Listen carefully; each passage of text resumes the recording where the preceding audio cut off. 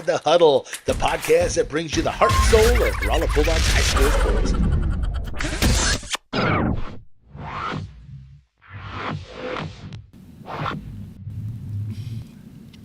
All right, everyone, welcome to Inside the Huddle, brought to you by Romo Athletics and powered by our title sponsor, Phelps County Bank. They are 100% employee-owned. They are 100% community champions. They are bankers by day. You know what they Bulldogs are by night? Fans Bulldog fans by night. Yes, they are. It is catching on, and that's what we like to hear.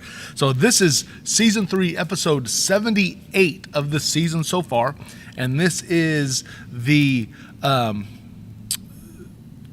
going to talk about Charley Parker here in a second, but I also want to highlight that this is a Chrysler Taylor Coach Talk Edition of Inside the Huddle, so I always like to make sure we call that out. Appreciate them sponsoring. Jeremy Shelton over there doing a great job with us and being on board. So got Coach Charley Parker, head coach of the Lady Bulldogs. Now, we're a couple months after season, and I don't know how you felt, but it was something I really didn't want to get back together to talk a little bit about how that season ended. I know it's kind of frustrating. It was a long season, but you had a lot of great things going on. And then for me personally, it was just kind of a tough one. So it's like, okay, we let some time get between it, time to reflect.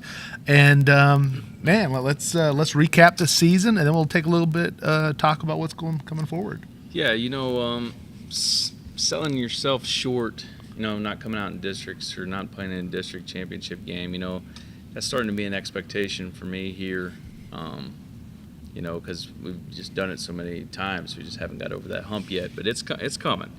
But the season itself wasn't so much disappointing when you look at the hand we was dealt. We had a really good group of underclassmen coming up and they hadn't faced adversity through their junior high season, and I thought, you know what, to be the best, we got to beat the best. So I cranked up our schedule. I looked at it at one time, and out of 26 games we played this season, 16 teams had either received votes or was ranked in state throughout the season.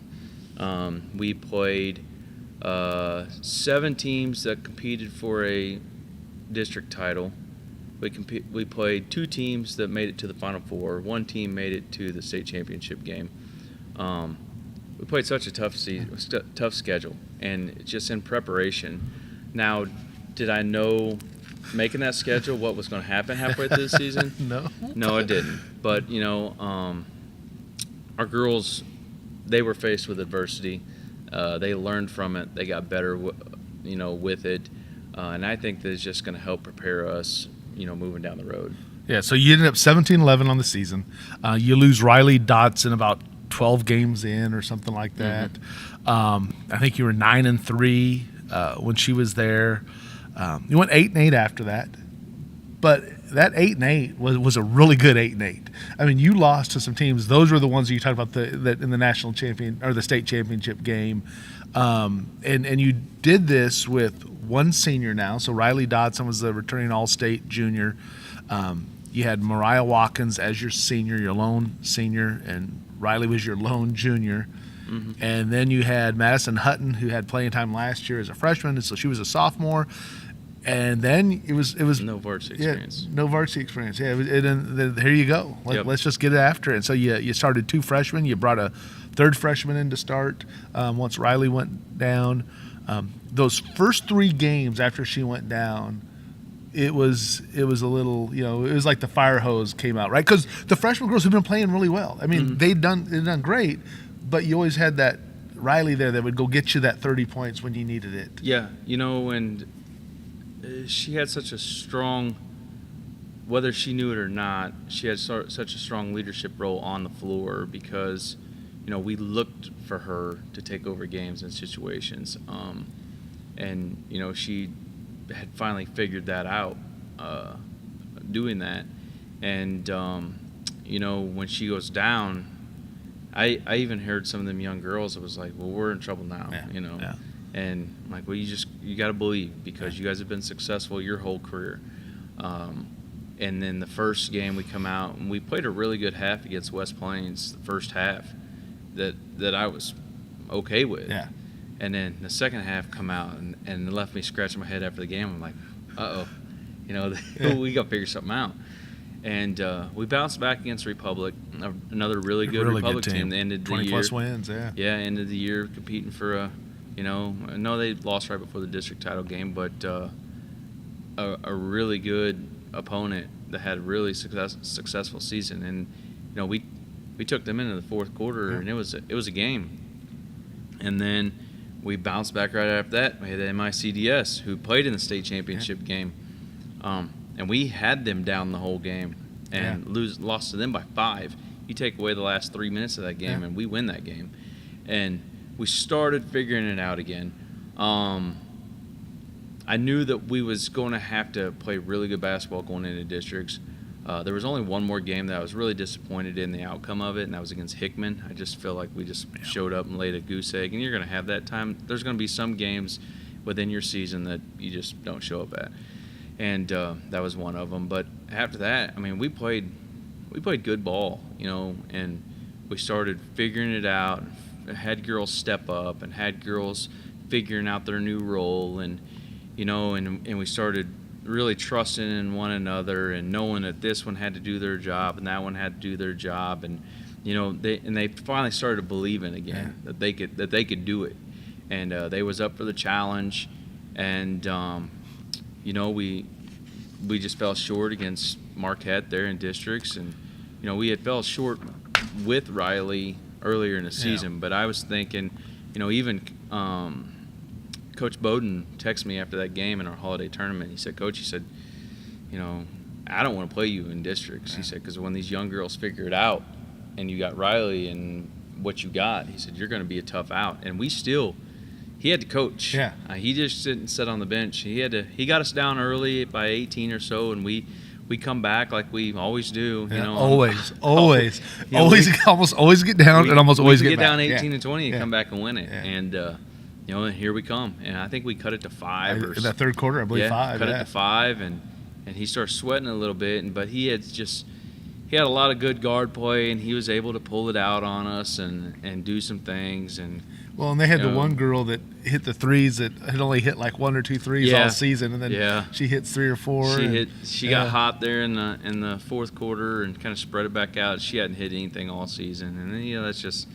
One of these days we're going to be on that upper half of it, where somebody doesn't do nothing and steps up that night. But overall, it was for the season that we, the hand that we was dealt, being so young. I look at it as a plus. Yeah. I took a lot of good things out of that season, and a lot of things coming into the off season. I'm like, all right, we can build on that. And this girl stepped up, and this girl was doing that, and I had JV girls. Our JV went 22-0, and those girls. It was really nice to see those girls' success because, I thought Shine really came into her own. I thought Zoe Northup, got better and gained some confidence, was knocking it down, and some of them other sophomores stepped Riley up. Riley Hollis came in and done a really good job for us. Just did her thing, Yep, and plays really hard. And then you had some of those freshman girls that was in the mix in junior high, but was really reliant upon Bella and Addie and Riley Anderson, and it was nice to see them separate and those girls come into their own. They figured out how to play, and they figured out that they could do the same things. Lacey Wilson turned into be a heck of a shooter down the stretch. Grace Fontenot was a menace, and defense and getting to the rim too for a girl without maybe the most size. I remember the game against Webb City in our tournament when I put her in there, and she just went in there against all those big girls, and I was like, oh man, she turned the corner and disappeared for a minute, and all of a sudden there she was shooting. The 14 7-footers they had on their team. But those girls, watching them grow and watching them develop, and and the excitement from the other ones. I've seen Sophie Blakely get better. I've seen Reese Hoey get better. I've seen Aubrey Speed get better. All those girls, Gracie Schaefer, the excitement that came in off her, when she done some things out there. Just every girl done a part, done a role on our team, and that's what you need. Everybody to do their role and do it really well. And I feel like that right now our program is setting setting really nice. Oh, it's really nice, yeah. You talked about Bella Campbell, and I don't know how many double-doubles she had for a freshman, which was pretty impressive what she would do. And again, in kind of a hybrid type role, she'd play out that wing, and her shot kind of came around as it went on. Riley Anderson, one that kind of started off, I think, pretty confident, and then kind of had that, like you have when you're a younger kid in different situations. And then you kind of went back to her, and you're like, hey, we got to change our style, and it's not that up tempo isn't always going to help us out. So you design plays to get her the ball, and she had success and was able to get some kids in foul trouble sometimes. Madison Hutton, that second half of the season, she really decided she's going to get after it and got some intensity in there as well for you. Madison they all, like I said, they all done a great job. Bella stepped up into a more scoring role, and she had 6 or 7 double-doubles on the season, averaged 8.5 rebounds a game, and had a really nice freshman year.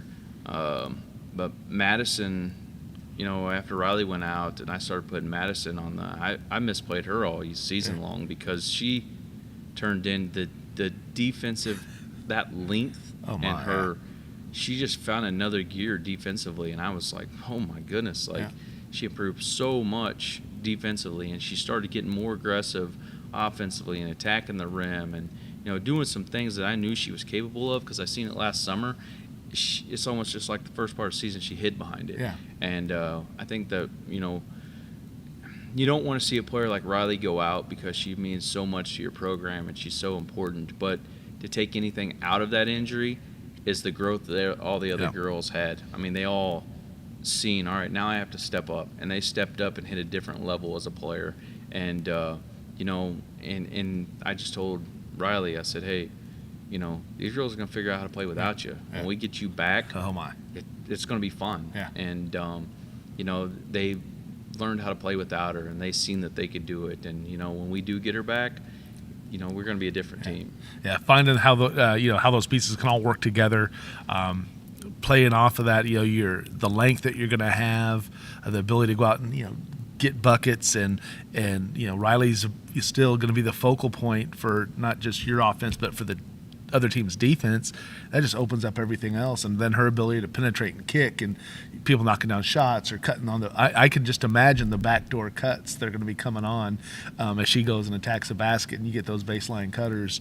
It's exciting to think about that, and and you're gonna you'll lose Mariah Watkins, and again she was that senior player, and she had some of those games that were just highlight level games, or she'd put a quarter up. Next thing you know, there's 16 points in a quarter or something like that. She would just make things happen.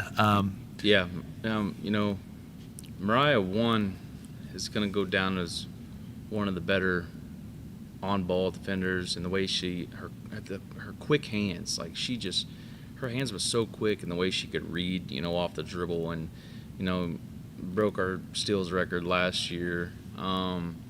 She's going to go down as a really good player out of our program and out of Rolla's program. She recently, last night, committed to Mineral Area College. Yeah. So, yep, I'm glad to see her finally commit, and excited to see what that journey is going to bring her. But she had her importance, in our program. She's made a stamp in our program of how Lady Bulldogs basketball is supposed to be. She didn't play varsity her freshman year, continued to develop, continued to grow, played a little bit her sophomore year, and broke out last year as a junior, and become an exceptional player. Really put a lot of work into her game. As a junior, she shot the 3 at 13%, and I told her, I said, that's one thing you got to work on to go the next level. And I think this year she was around 35%. Nice. And really put an emphasis in that part of her game, and you could see that her game just improved, and what she could do. You don't see a lot of, on the girls' side, a lot of just pure jump shooters. But she got 12 foot. She would hit you with that little crossover and step back at a 12 foot. And money. It was money. That was her game, and it was so fun to watch her get going. The one, I don't know if it was the senior night or what, but we had a huge student section.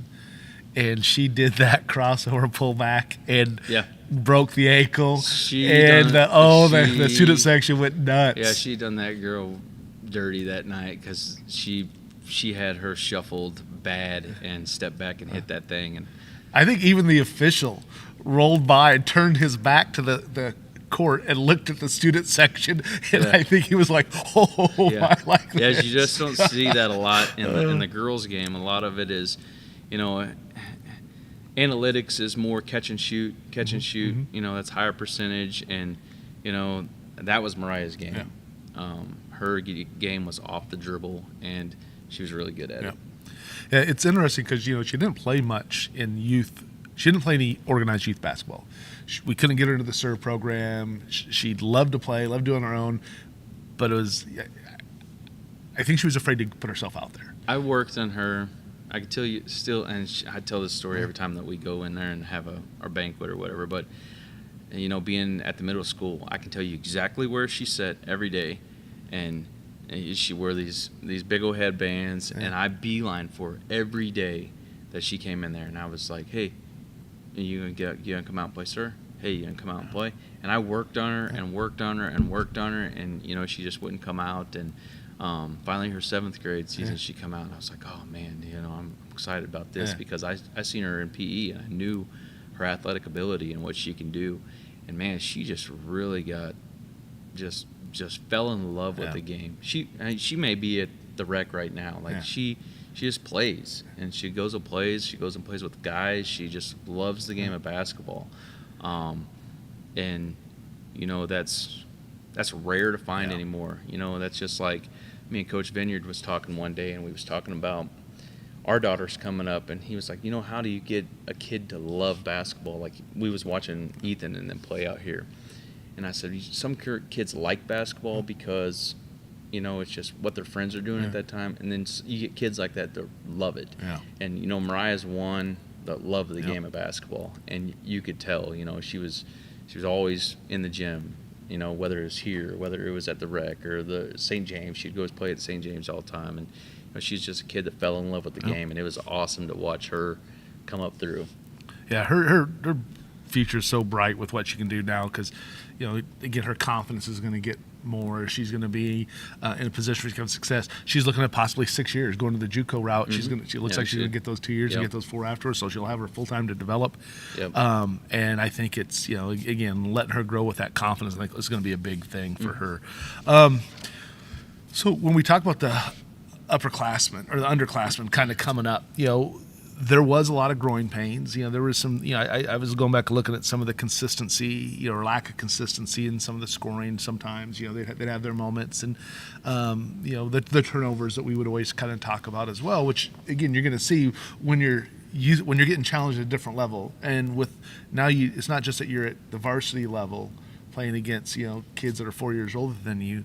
You're also playing at a higher – the competition level was different too with what you added in there, so the speed of the game was different for him.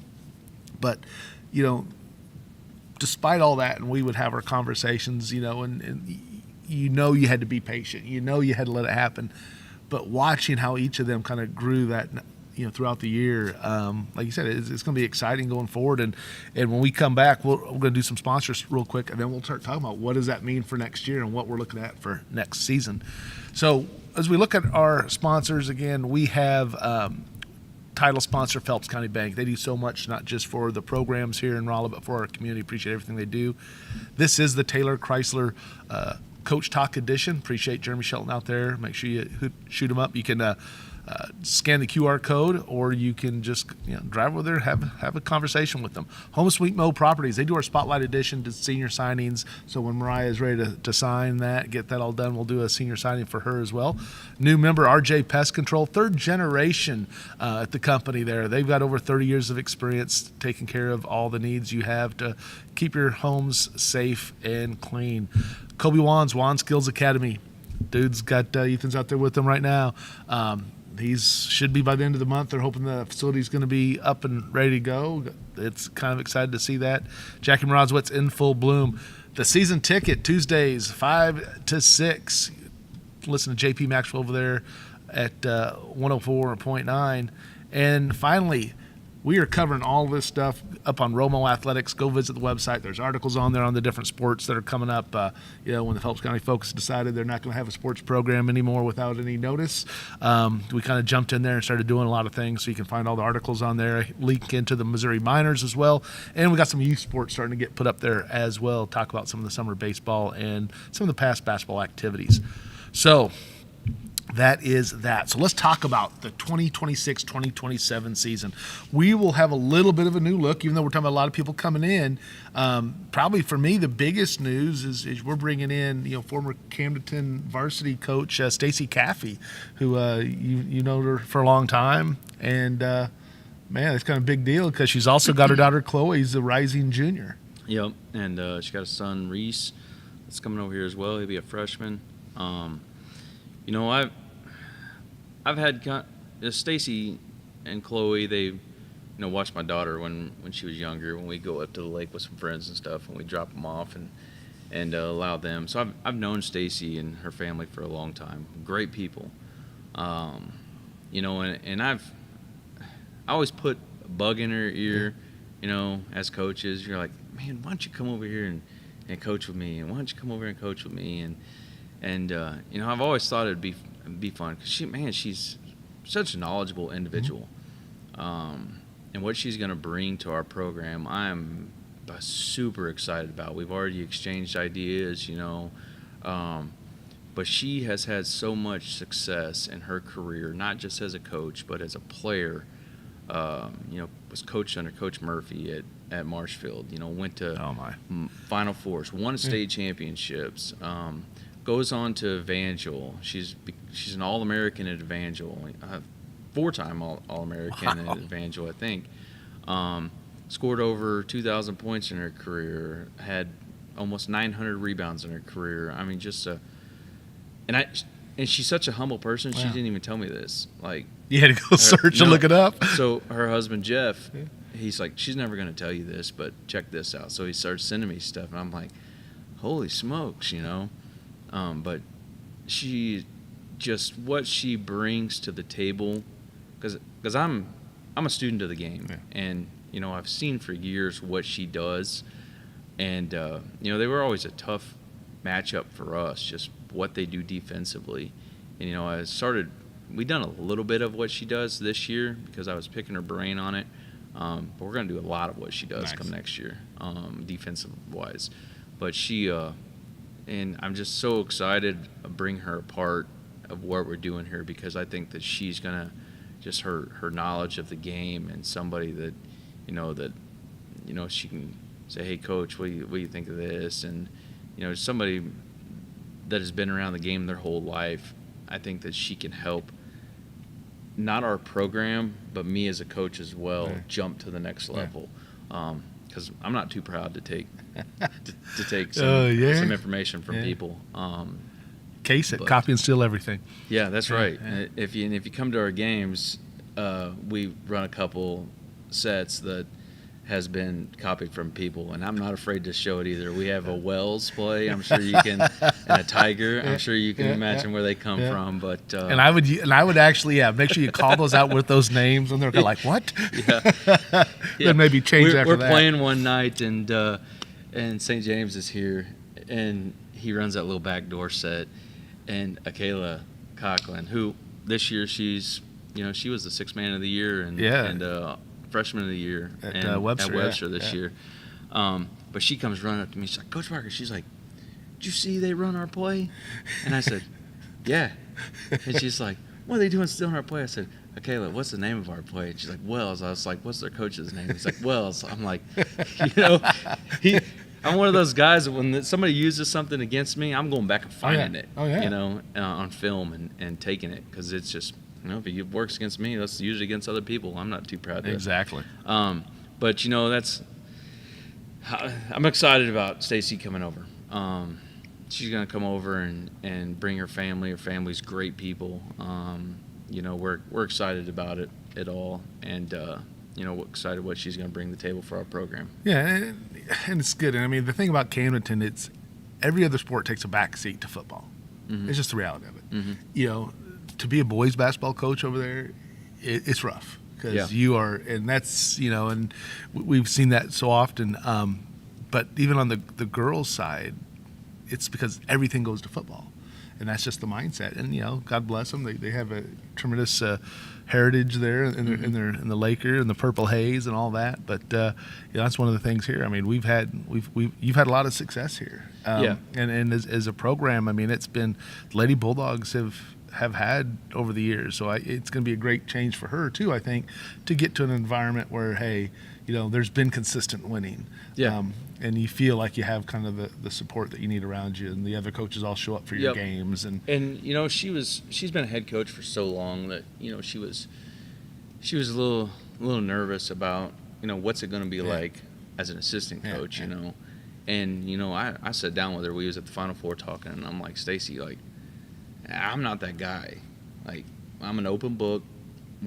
We share the same common goal. I want to make it to state. Like, that's my goal. That's your goal. Like, let's do this together. Mm-hmm. And and Coach Allen run our strength, and Coach Allen continues learning. And it takes a village to get there. And I told her, I said, you're just as important as I am, and you're there for, let's work together on this. And I think she was like, all right, yeah, let's do this. And, that's great. And so they're coming over and excited about that. Our girls are excited about it too. They found out last week, and they're excited about the family coming over as well.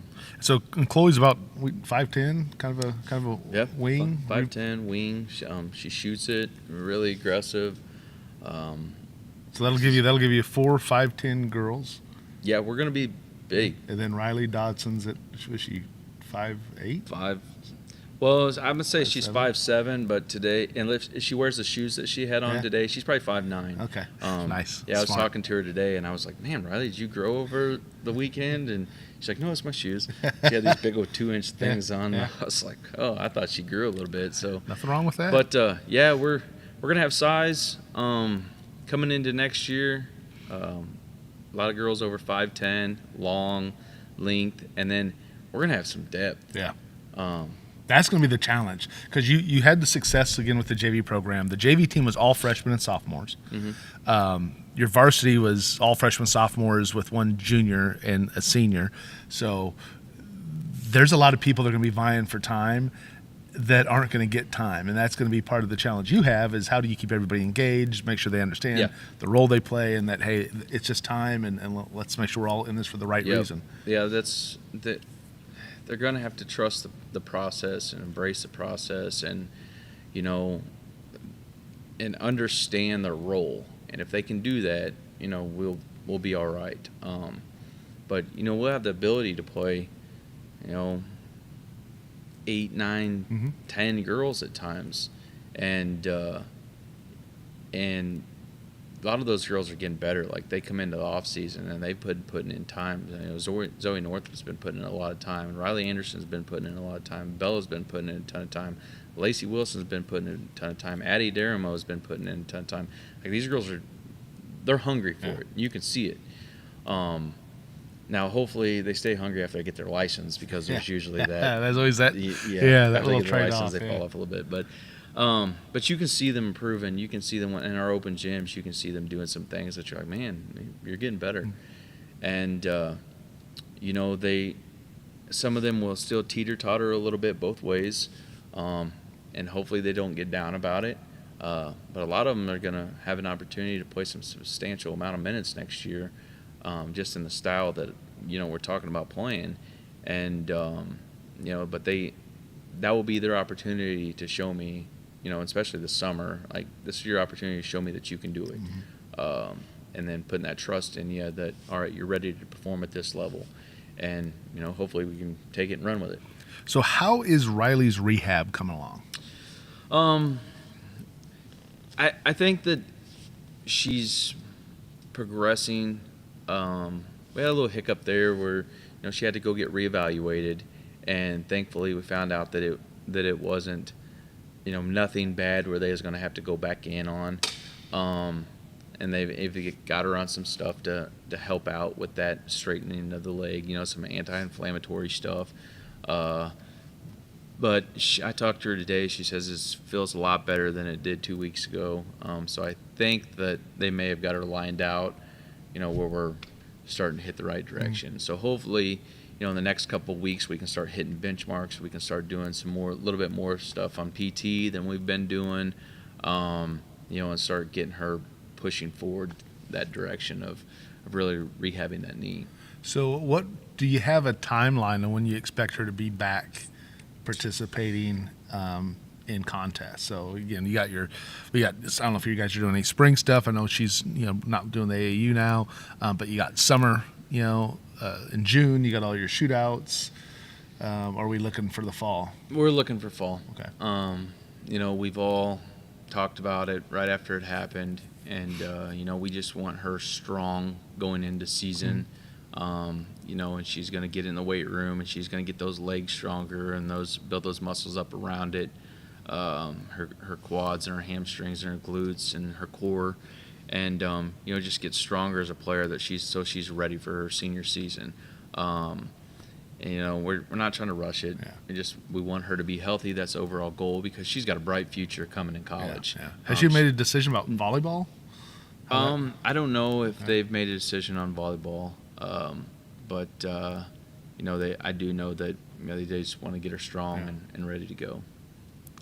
Yeah, it's going to be and it's always a journey, and coming back at the right time is going to be important. And that for someone like her that wants to get out there, so she's going to have to follow the advice of the physicians. Yeah, you don't want to something like that, bouncing back from that. You don't want to rush something and then tweak it, or get a setback, or even tear it again. And you want to make sure that you're hitting each benchmarks, and when you're ready to go, you're ready to go. So as long as I can get her by March. I gotcha. That's not a bad way to go. So what do you have any spring activities scheduled? I mean, I know you got several of the girls are on track, and then you got others that are playing with their phenom team. So do you do any type of spring, or is it just pretty much open gyms? We've been going Thursday nights. We're back to open gyms on Thursday nights, and then this week, through the month of May, we go back to Tuesdays and Thursday nights, just trying to. All right, now we're getting back in it, getting refocused on it. I don't want to come out of season and then just start pounding again. So got open facilities again twice a week. Our little kids camps next week, Monday, Tuesday, Wednesday. Right. So if you haven't signed up for that, make sure you get signed up for that. Yeah. And then, but then this summer, I got us signed up for some good stuff this summer. We're going to the Nixa Shootout again. We're going to go to that NBCA showcase this year. Yes, nice. So that would be great. Will that be at Columbia this year? Columbia this year, because the World Cup. Yeah. So they got it out of Kansas City. They're going to have it in Columbia this year and then move it back to Kansas City. So we got us in that. That should be. That's big time. Yeah, that's big. Yep, there's lots of Division I talent there. And was it 6 states? Six or seven? 6 states, 120. I think they said 120 schools. That's from small to big. Yeah. And then college coaches from all over. So it'd be good exposure for those girls. And then we're going to go to Branson Shootout that Branson holds at their high school. That's got teams from Arkansas that comes up to it. So they give us another look for some teams out of Arkansas. But we're going to go to a couple Union League nights. Play a licking summer camp, just kind of get us going early in the year, get back in the flow of things. But yeah, we got a full summer plan. That's good. So you also that's going to be the big June, and then June always being the big school time, and then you got Bella and Riley Anderson are playing with Phenom again. Are they? Bella, Riley Anderson, Lacey Wilson, Zoe Northup are all playing Phenom. Addie Daramos playing with Fee Elite. Chloe plays on a squad. So there's six girls playing. Stay active on that, yeah.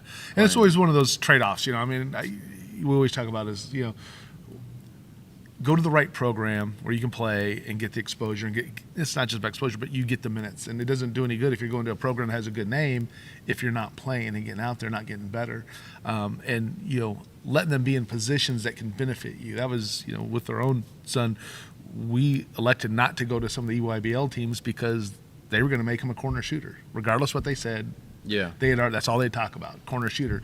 He was never going to be a corner shooter for the Bulldogs. And so you wanted him rolling in things that was going to be helpful for the school program and then also for his future. But it was school program first for us, is we wanted to be about how do we win a state title. And so let's put him in the position where he can be the most effective and grow in that role. Yeah, and there's a lot of pros and cons to AAU ball. That'd be a conversation for another time. But, there's good programs out there. There's some programs out there that I just think kind of take money.